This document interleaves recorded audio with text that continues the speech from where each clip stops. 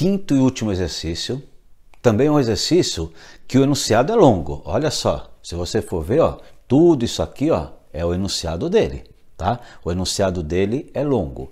No entanto, assim como no exercício 4, a resolução é rápida. Vocês vão ver que a resolução é rápida, tá? Bom, vamos lá, vamos fazer uma leitura dele, ó.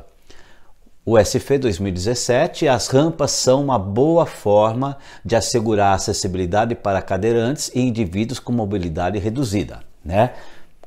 Qualquer estabelecimento tem que ter uma entrada possível para que quem seja cadeirante consiga entrar, tá?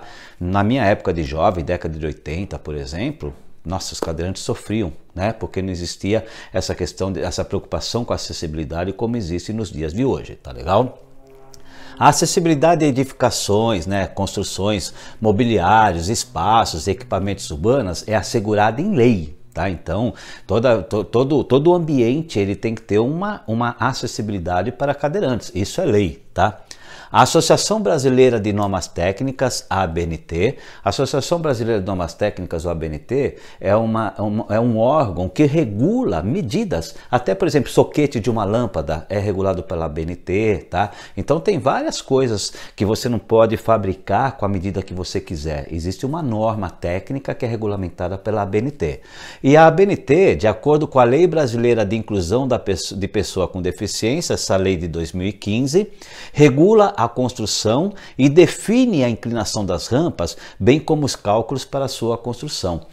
Se você tem um estabelecimento, você não pode construir uma rampa da maneira que você quiser, tá? Existe uma norma para isso. Se você construir fora dessa norma, você pode ser multado. Se o cadeirante sofreu uma queda, sofreu um acidente, por causa que a rampa não estava dentro das normas técnicas corretas, você pode ser processado. É muito complicado, tem que fazer as rampas de acordo com a ABNT, tá legal? As diretrizes de cálculo da ABNT indicam um limite máximo de 8,33%, proporção de 1 para 12. O que isso significa? Isso significa que uma rampa, para vencer um desnível de 1 metro, deve ter no mínimo 12 metros de comprimento. Então, se eu tenho uma inclinação de 1 metro, a pessoa... Tá? A rampa para essa pessoa, ela deve ter 12 metros de comprimento, tá legal? Então, essa é a proporção de 1 para 12. Para cada 1 metro de altura, eu tenho que ter 12 metros de comprimento, tá? E isso define que o ângulo de inclinação da rampa em relação ao plano horizontal não pode ser maior que 7 graus. Então, se você tiver 1 metro de altura, 12 metros de comprimento, esse ângulo de inclinação, ele não pode ser maior do que 7 graus, tá? Então, existe uma proporção aqui, você tem que trabalhar dentro dessa proporção, tá legal? Aí ele fala, quando você está, por exemplo, eu gosto de ciclismo, né? Gosto de correr, vocês veem pelas minhas camisetas, e gosto também de pedalar, tá legal? Então quando você assiste um Tour de France, aí você está vendo assim, puxa, eles estão subindo uma rampa de inclinação de 5%. Tá? Puxa, o que define essa inclinação de 5%? É justamente, tá, a proporção que você tem para quanto você está andando e quanto você tem de altura. Tá? Então existe uma proporção em relação a isso. Tá? De acordo com as informações anteriores, para que uma rampa com comprimento igual a 14 metros, então você tem um estabelecimento. Tá? Você tem uma rampa de 14 metros e inclinação de 7 graus, e ela vai ter inclinação de 7 graus em relação ao plano, esteja dentro das normas de ABNT, ela deve servir para vencer um desnível com altura máxima de. Então eu tenho uma rampa de 14 metros de comprimento e ela tem 7 graus de inclinação, 14 metros de comprimento, 7 graus de inclinação. Ela deve servir para vencer um desnível, uma altura de quantos metros? E aí ele dá um valor de seno, cosseno e tangente de 7 graus, porque você está trabalhando aqui com 7 graus, tá? E você tem as respostas possíveis. Não é difícil, mas para você fazer esse exercício, é legal que você faça o desenho de um retângulo, de um triângulo retângulo, com essas informações que ele dá aqui. Aí você vai ver que eu consigo corrigir aqui, ó, rapidinho. Vocês vão ver que a correção é muito rápida. A explicação está aí mais de 4 minutos, tá? Chegando a 5, tá? Mas a correção é muito rápida. Beleza? Então dá um pause, resolva e depois dá um play e corrija. Vamos lá, galerinha. É nóis!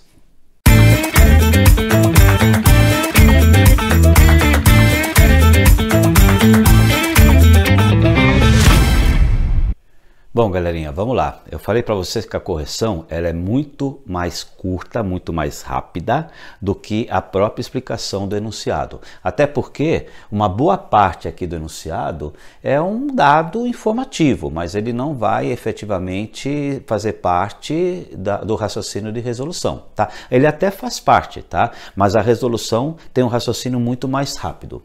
Primeira coisa, o que a gente tem que fazer aqui? A gente tem que imaginar, tá, a rampa, a inclinação, tá, e a altura da rampa. Então eu tenho aqui um triângulo retângulo, né? Não coloquei que ele é retângulo aqui, ficou faltando, né? Ele é um triângulo retângulo, tá legal? Onde eu tenho, conforme os dados que o problema me davam, uma inclinação de 7 graus em relação ao plano, está aqui, e um comprimento da rampa de 14 metros. E ele queria que eu soubesse qual deve ser o desnível, a altura máxima, tá? A altura máxima dessa rampa, que é o x.